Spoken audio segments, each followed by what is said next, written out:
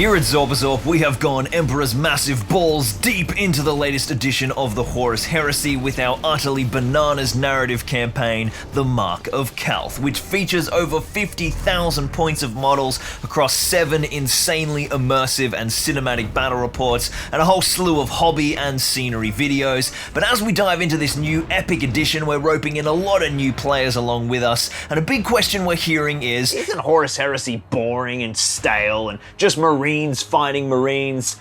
Holy Emperor, you could not be more wrong. Now don't mistake me, there are a fuckload of Space Marines, like literally millions of them, and yes, they love bashing each other's helmets in more than Erebus loves to blow literally any demon he can get his grubby little hands on, but there is so much more factional flavour in the Horus Heresy than just red versus blue. In fact, in our 50,000 points of models, less than half are the transhuman ceramite giants who have become the ultimate poster boys of Games Workshop, so today we're diving deep in the first of several hobby journeys, exploring the other exciting forces that take to the field during the Horus Heresy. Up first on the bench for today are the toaster-loving, power outlet cyborgs, who were once the greatest ally of the Legiones Astartes before they too fell prey to the civil war raging across the Imperium in the Great Schism of Mars, the almighty Mechanicum. The Scions of the Red Planet are incredibly technologically advanced and lethal in battle, and they were the only interstellar faction in the known universe to be allowed some degree of autonomy and self-determination by the Emperor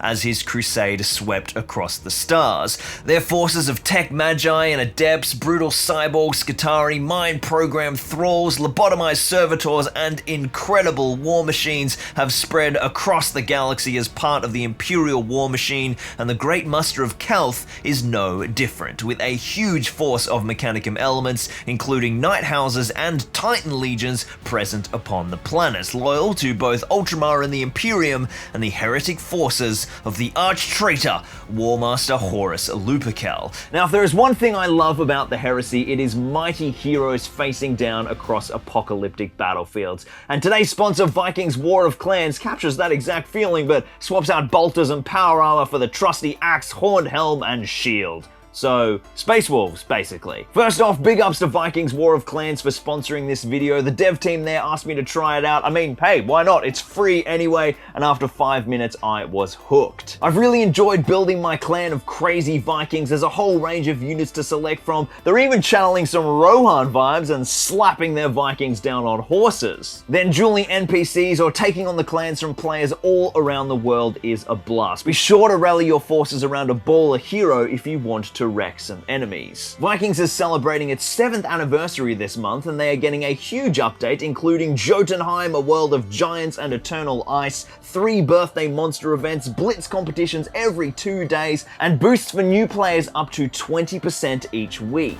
And if you relocate to Jotunheim during the legendary competition, you can take part in the battle for the throne and fight the monsters of Jotunheim to earn coffers of trophies. Don't miss out, click the link down in the description if you want to be a part of it. Help support my channel by downloading Vikings for free using only my links in the description, and become a hero of exciting events today in the world of Vikings. And don't forget to look me up using my nickname Zorpay. Thanks for the sponsorship, Vikings. Let's get back to the build. Our journey begins with a squadron of Skitarii led by Archmagos Mir Edvatorin, the highest ranking member of the Loyalist Mechanicum hierarchy to survive the initial betrayal by the filthy word-bearers, and her Skitarii commander Aruk Seratid, who have both joined forces with Captain Remus Ventanus of the Ultramarines in order to muster some form of counterattack. To begin putting these forces together, I picked up a couple of partially painted secondhand lots who, with a bit of love, will be on the table in no time. This included just over 20 Skitarii models and a couple of fantastic character sculpts who will be perfect for our heroes.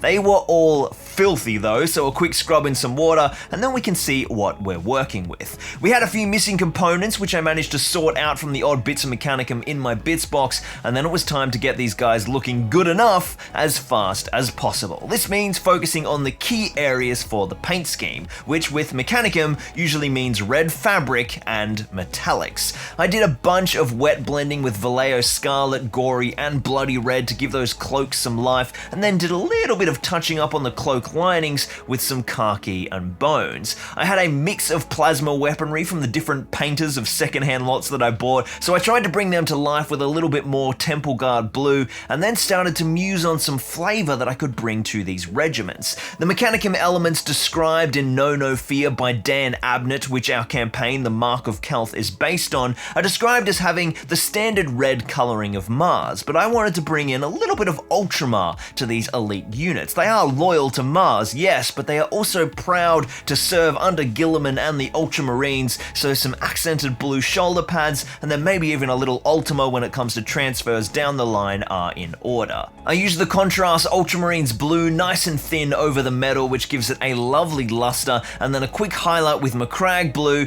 not the super bright blue of the Ultramarines, but a nice dark grimy Mechanicum homage to the Cobalt Warriors of Guilliman. I noticed a few of the guys from the second-hand lot didn't have enough brass detailing work, just basically pure silver, so I tinted some key parts of the silver carapace with Seraphim Sepia, and now it's time to start on our heroes. With these two Magi options, I went for the unarmed sculpt, as Mia Edvatorin is very much a technician and not a warrior, and then replaced her broken weapon with a little Auspex unit from the Skitarii sprue. There, perfect. She has an amazing cloak for wet blending some more red, so I had a field day with that, cleaned up the silver detail with some Canoptic alloy, gave her cloak some blue cuffs just like the Skitarii shoulder pads, and then threw a bunch of shades around to create some definition between all of the various metal elements: brass, bright steel, dark iron, etc. Then when it came to Aruk Seratid, who is an absolute badass Skitarii commander, I decided to use the Skitarii Marshal model. So I threw him together and primed him in Leadbelcher and went through much the same process as Mia Edvatorin: wet blended reds, metallic detail accents and tints, and of course the blue shoulder pads. I did spend a little bit more time with him,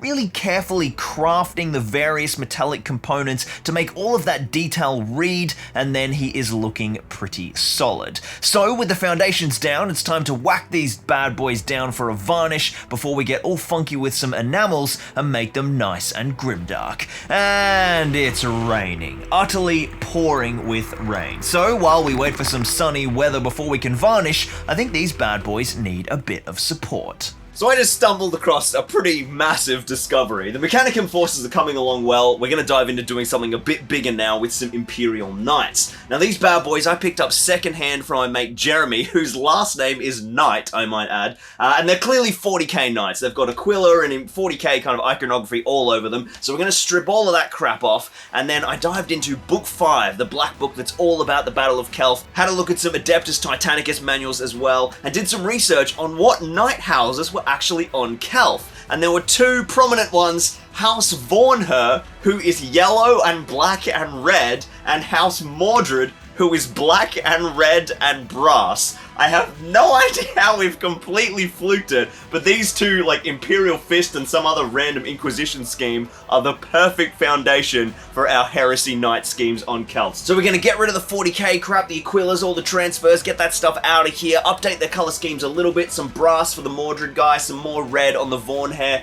We've got just some general updates to do, a bit of grime, and then these guys are going to be ready for the world of 30k. So Jez had some cool basing elements on these bad boys, but that won't really work with all of our battle reports, so yay, free terrain, thanks dude. And now we're going to dive into the Loyalist House Vornher Knight. I started giving him a bit of scrub in some water, and then realized, you know what, beyond the cat hairs which need to go, all of this natural grime and dust already looks amazing, I'm keeping it. But I did whack down a bit of water in key areas to start scratching back some of these Imperial Fist transfers. At first I was just going to remove them all, and then I did some research and I almost fell off my chair. It turns out that the totally custom Knight House iconography that Jeremy had made up for this knight is almost identical to the crest of House Vornher. So with a bit of scratching and battle damage to make sure that the nameplate and some of the details were obscured, it was perfectly passable. I then decided to lean heavily into this and scraped back the Imperial Fist symbols so that they were no longer recognizable, but could have easily once been campaign badges or other heraldry before this poor knight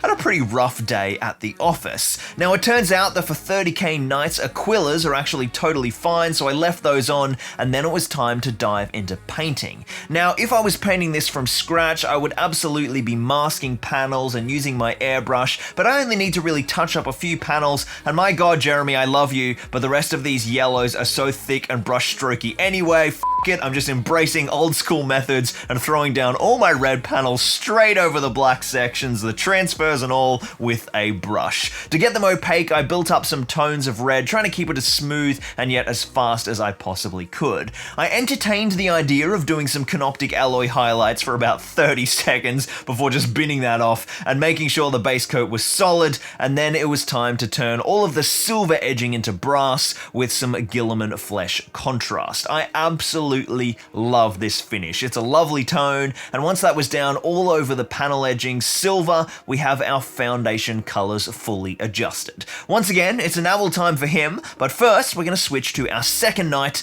and this time he is a naughty boy. House Mordred has a scheme that is black and red and gold, so we're basically 95% there with Jeremy's second knight. We just need to change all of the silver to gold and get off all these good boy symbols. The big Aquila now does have to go. Obviously, the traders aren't going to leave fancy winged eagles everywhere, but before I got the transfers off, I made an absolutely unbelievable discovery. You're kidding. The silver layer that's all over that panel edging has actually been painted over a gold base tone. I don't have to base coat it gold, I can just scratch back the silver that's already there. I grabbed my scalpel and started ripping up the top coat, and I started getting this really messy, uneven gold, silver, and even a bit of black where I went too deep, and I just fell in love. On these large panels, the effect looks like it's some gold foil that's chipping or corroding, and I just love the texture that this has created. It was a bit too hard to replicate the scratching back on all of the smaller detail sections, so instead I just grabbed a piece of sponge and started dabbing on retributor armor and canoptic alloy, trying to replicate the finish of the scratchback panels, and I just love how that has turned out. So much more character than just a flat layer, a really great example of kind of a painting discovery inspiring the scheme choice. And then after scratching off all of the transfers and repainting some of the panels, I gave all of the black panels a subtle grey dry brush just to accent the details, and then it was really time to varnish everything. And it's not just raining, it's fucking flooding. There is no way I'm going to be able to use aerosol varnishes, and honestly, in my poorly ventilated studio, I can't even run my airbrush unless I can open the windows, so even that would have a chance of frosting with all of the humidity, so it was time to pack everything into the car and head off to see my boy Dan from Full Scaled Conflict. And I need some varnish. Let me in. What the hell? Dan is an amazing commission painter and content creator who has been roped into helping out a whole bunch of projects for this campaign, including some amazing tanks and even a bloody Titan, so definitely go and check out his channel linked above, and his setup is fucking premium. So I jumped on the airbrush in the temperature controlled vacuum booth and started blasting. First up, a semi-gloss varnish all over the Knights and the Mechanicum. This is going to protect all the work we've done so far, which means we can fuck about on top of it without any fear of damaging the layers below. It's really fun seeing the large panels of the Knight get hit by varnish. I've never varnished something this big before, super satisfying. Then once those are dry in about an hour, I grabbed some Tamiya black enamel and thinned it down and just absolutely slathered it over everything. Onto the Knights first, and this ended up being pretty subtle in the end on these guys. In hindsight, I probably could have gone a little bit stronger, maybe not on the panels, but at least on all the silver chassis details, but regardless, it really does hide a lot of those brushwork lines and gives us a nice grimy tone, especially on the yellow, which just looks epic once this coat is down. The Skitarii, however, looked absolutely amazing after this layer. The smaller details really catch all the enamel with the capillary action created by the gloss varnish, and then this shit just gets in everywhere and grimes the absolute crap out of them. But a lazy all-over wash like this certainly does darken everything and kind of mutes the contrast, so to bring that back, I grabbed a Q-tip and some pure thinner, and then just started rubbing and rubbing on the highlights, pulling away the enamel, all the cloak folds, the raised metallic details, and now suddenly these guys are popping.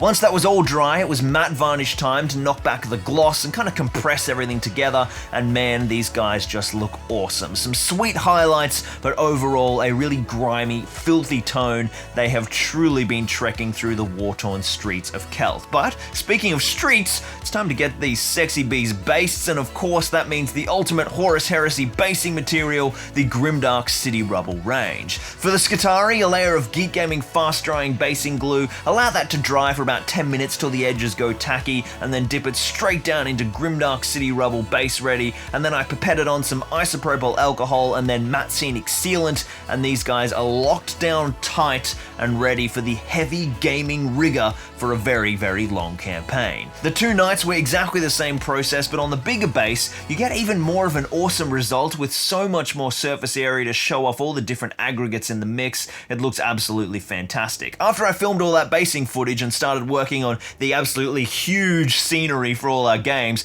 I actually ended up deciding on a lighter rubble profile, so I went back to these guys and added in some highlights to the Grimdark by blending in some City Rubble mixed with the Grimdark to get a lighter grey, and then those matched the boards perfectly. But either look is super awesome depending on what you want your boards to look like. And there we have some sexy Mechanicum and a couple of knights ready to take to the streets and the ruins of Calth to do their part in the Horus Heresy. But how do they fare in battle? Well, I can do a lot better than tell you about them. I can show you their methods of war in the most immersive cinematic narrative campaign battle report series you've ever seen. The Mark of Calth has begun. The galaxy is in flames and the realm of Ultramar burns. I never wanted this.